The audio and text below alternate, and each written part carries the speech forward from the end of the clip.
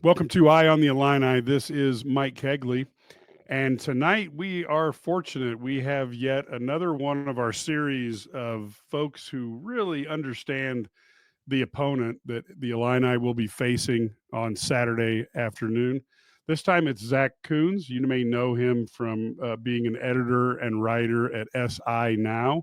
He's also the host of the BLEAV in Northwestern podcast on the BLEAV network, which the Illini guys are the Illini franchise for that. Zach, thanks for coming on today. We really appreciate you carving out some time here on the weekend.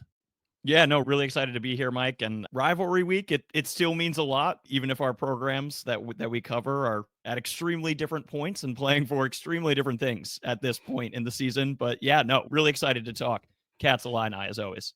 Yeah, it's a scary time for Illini fans looking to win an elusive ninth victory in the regular season. Has not been done since 2007 when Ron Zook took his team to the Rose Bowl and played a pretty tough USC team to finish up 9-4. So Illini fans are nervous because it really is a cliche that is also extremely true. When these two teams play, the records just don't matter much. Yeah, if you look just over the course of the last decade or so, and firmly evidenced by last year, I think Northwestern, of course, was pretty successful last year, far more so than this season. But a 45-43 shootout, we throw out the Big Ten West, touchdowns traded back and forth.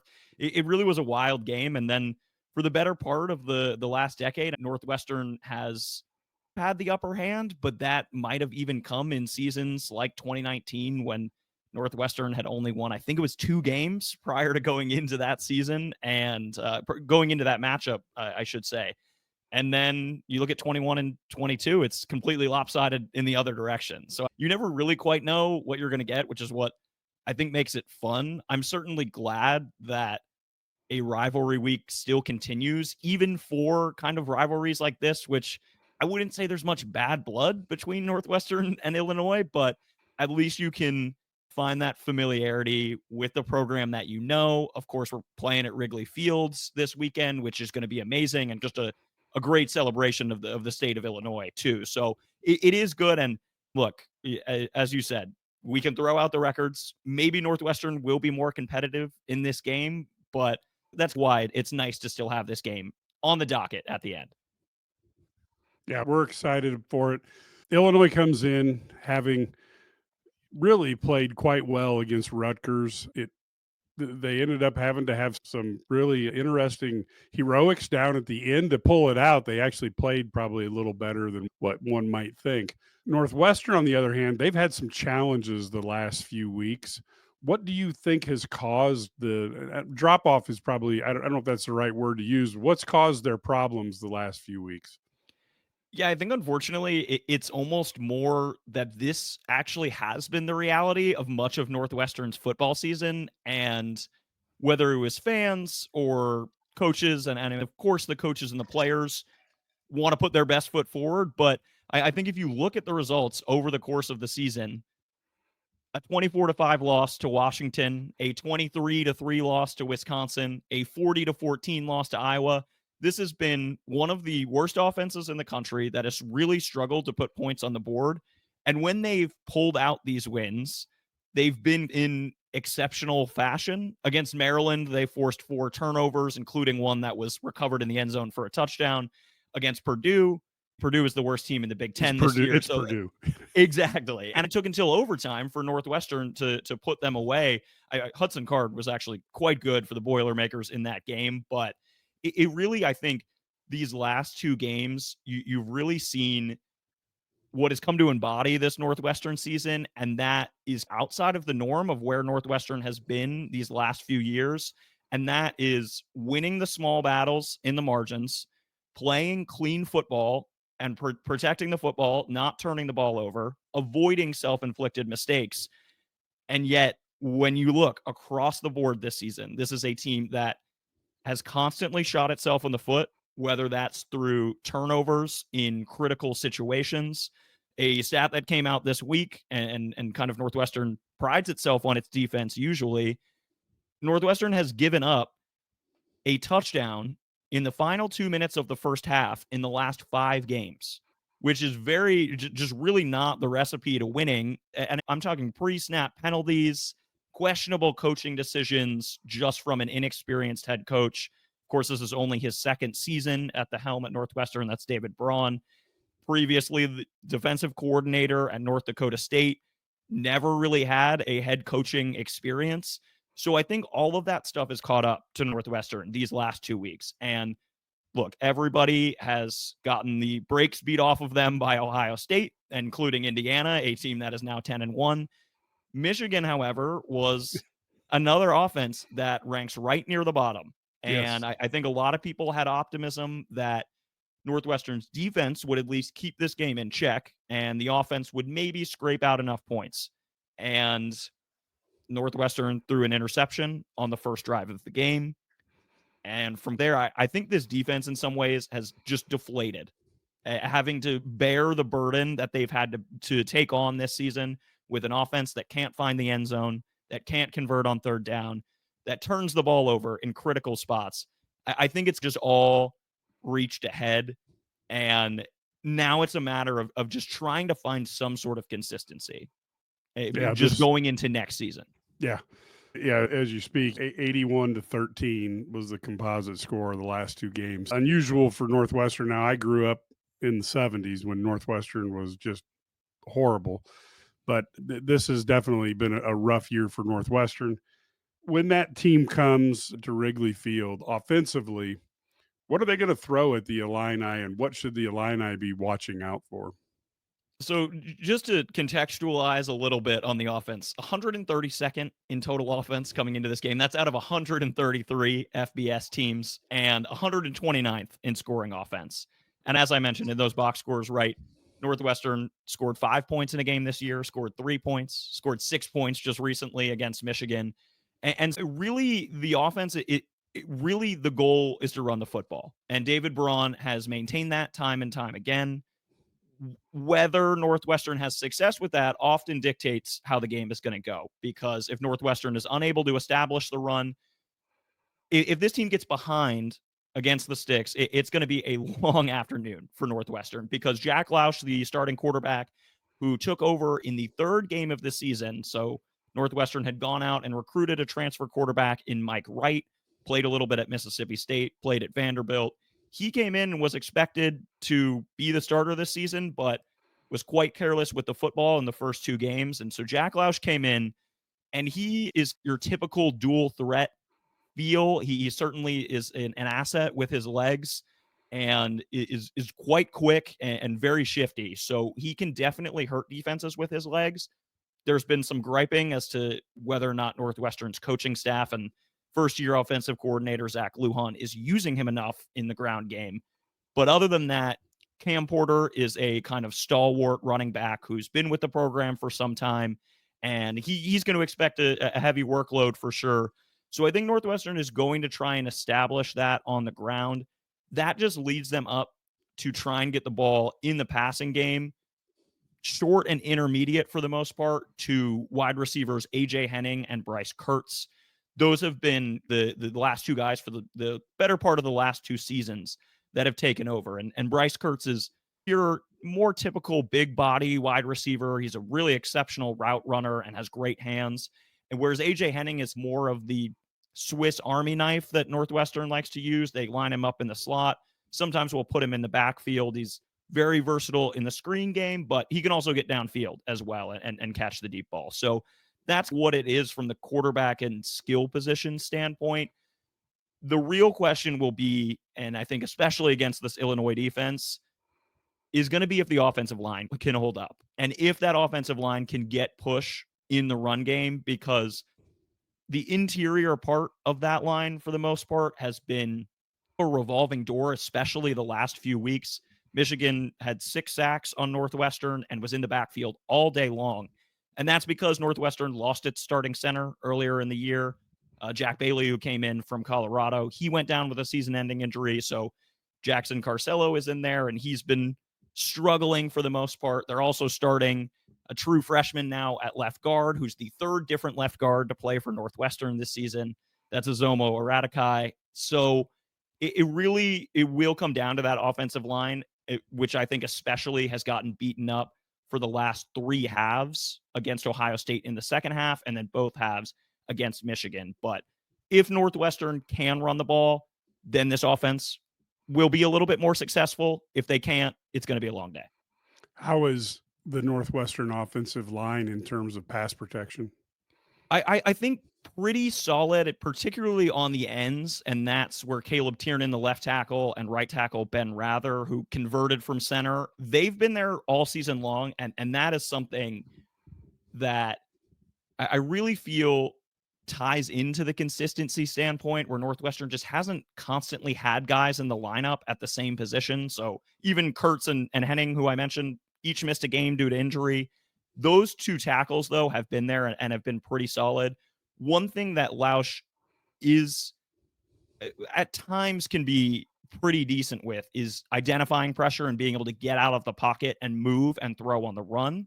Sometimes, however, that awareness, particularly as it pertains to where he is on the field, can be a little bit of a problem. So even if that offensive line is able to protect him for a little while, he might be inclined to hold on to the ball for too long, not feel the pressure, not necessarily be as aware with down and distance as he should be. Northwestern is 3 safeties. They've taken 3 safeties this season, and that's not really a great recipe for success. But so a little bit of a mixed bag when it comes to pass protection.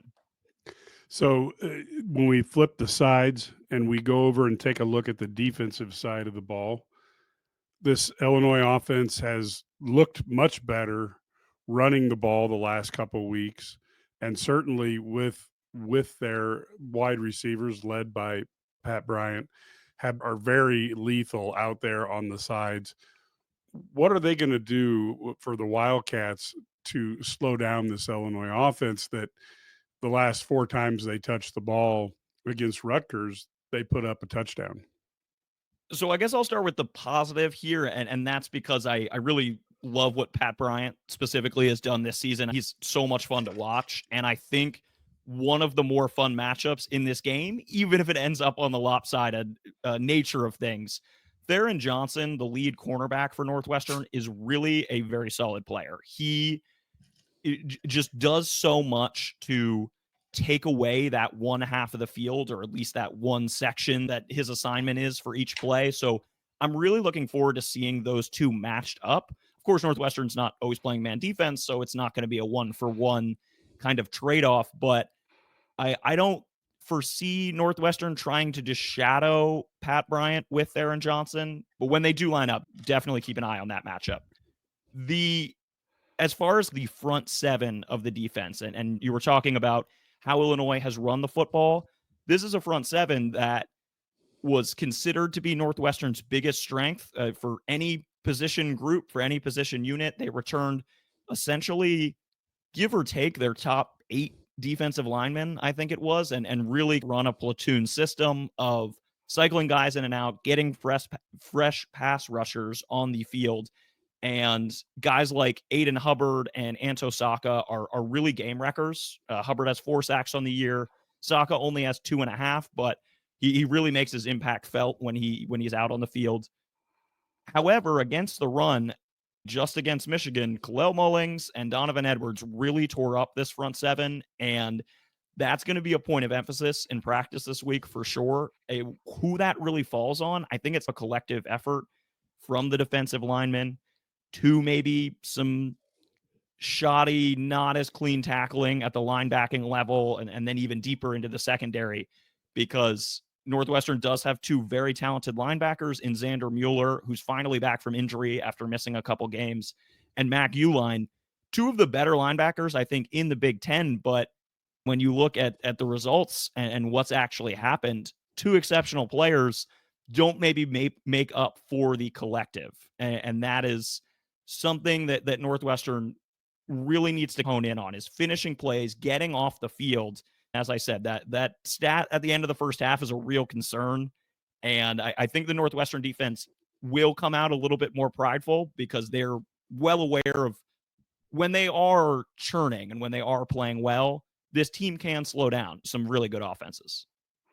And then how are they in the interior part of the line versus the run? And then do we expect much of a pass rush from this team?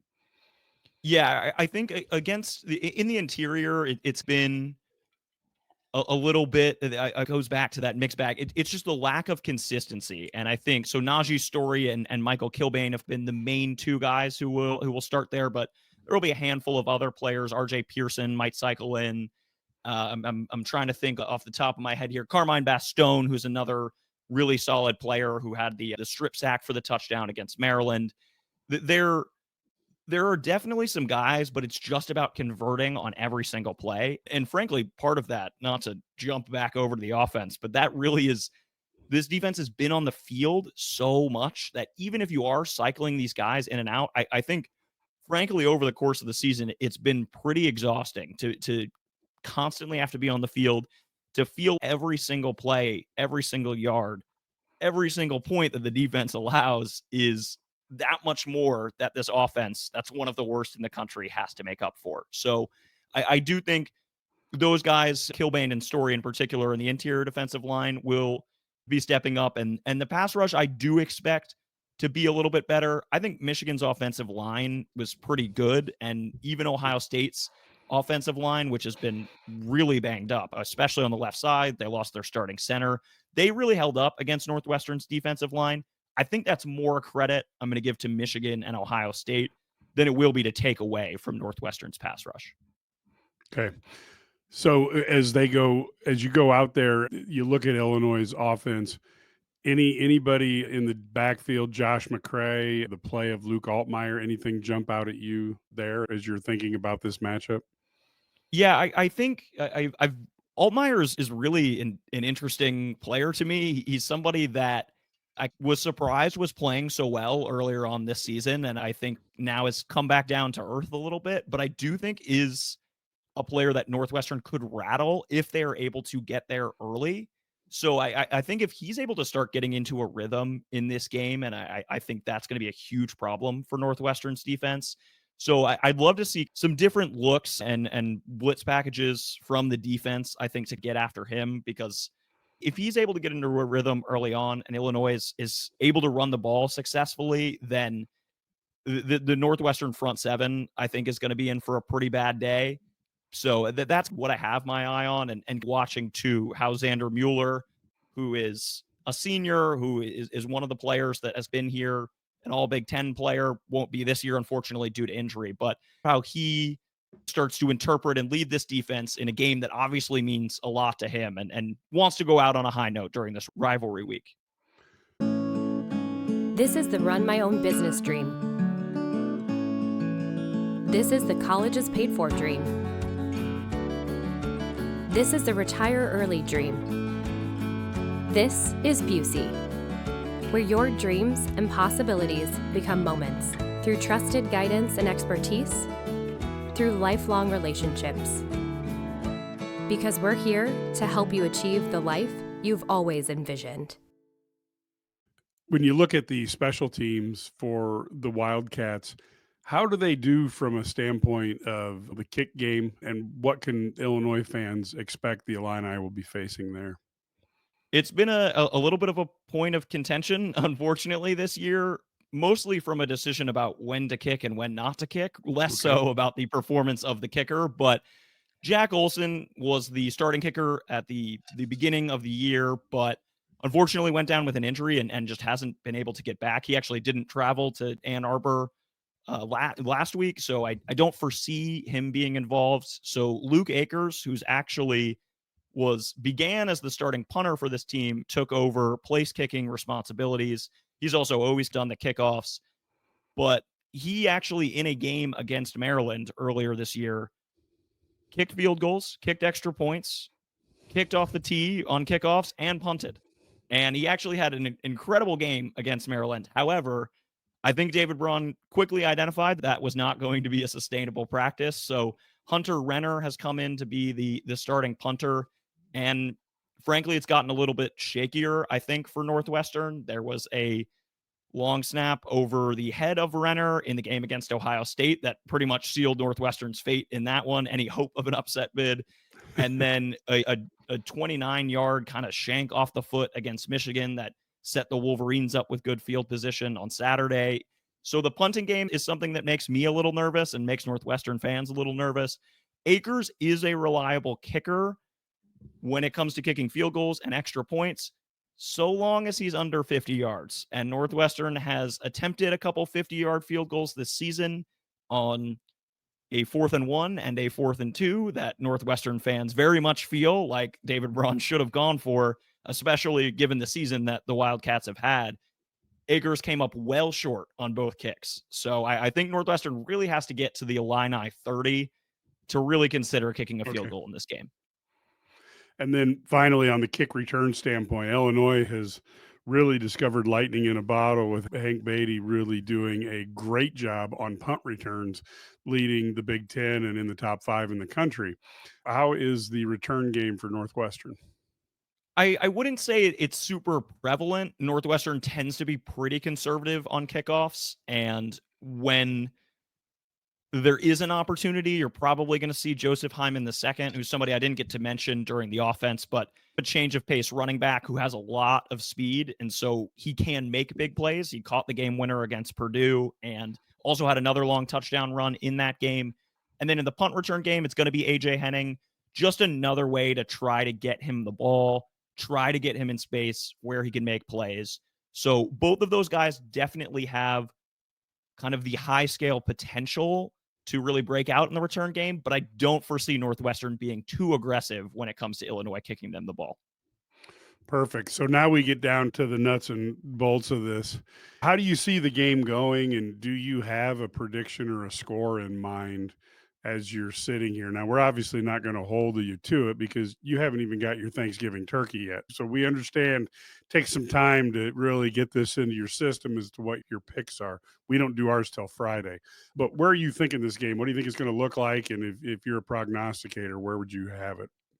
Yeah, I certainly I'm looking forward to following all the work that you guys do over the week and getting to learn a little bit more about Illinois. But I think it's just the reality for Northwestern this season that what this team has been, a low scoring offense and a defense that has struggled to keep up and just fully take over games, is not really a recipe for success for beating this Illinois team. I think this Illinois team truly is just better at this point of the season and really has been better throughout the entire course of the season than Northwestern. Of course, we talked about throw out the records and anything can happen, and we've seen that, but I think this game leans a little bit closer to the results of 2021 and 2022 when Illinois won 47-14 and 41-3. And I'd like to think that Northwestern will come out and at least be able to keep things close early on. I very much thought they were going to do that against Michigan, and they did in the first half. It was 10-7 right up until the final 2 minutes of the second quarter. Right. And then Michigan scores a touchdown, and then the rest is, or sorry, 10-6, but then it's just over. By the time halftime hits, Michigan comes out in the third quarter, scores, and it's over. So I think it'll be a similar script in the first half. Northwestern keeps it close. I just ultimately don't feel that the Wildcats have enough firepower and may even try some different things, maybe see some players that they haven't seen just to try and see what the recipe might be for next year. Northwestern's not playing for a bowl game. I believe it was just considered today that even the 5-win teams with academic progress rate will not be playing for bowl games this year, which frankly, I think is fair and I'm in support of. I didn't want Northwestern sneaking in with 5 wins, especially for a team that hasn't really played deserving to be in the postseason this year. So I think in terms of a prediction, I think Illinois kind of puts the gas on in the second half, maybe like a 31-14 kind of situation, 31-17 if Northwestern's offense looks a little friskier, but I think definitely multiple scores by the end of this one. Okay.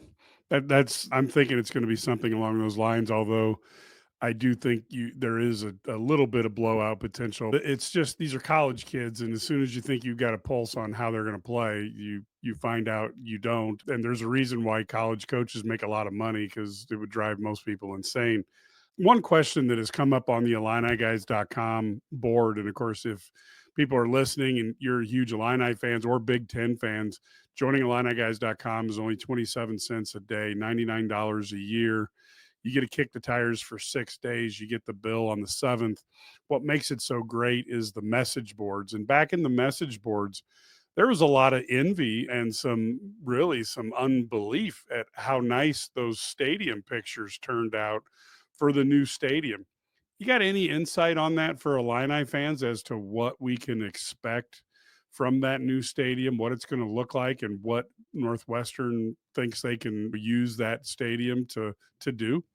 It's been a work in progress that Northwestern's been building towards and bringing this program and really everything that has to do with athletics fully into the 21st century and then some. Like Northwestern wants to create state-of-the-art facilities that can entice players to come, can entice just to round out the full package of the academic school that also has these gorgeous facilities and these world-class coaches that may take players that aren't recruited out of high school as highly or don't have as high a rating, but then they can come play in one of the most gorgeous places on earth. And it really is, it's going to be a world-class facility. $150 million. It is the largest stadium project in college football history.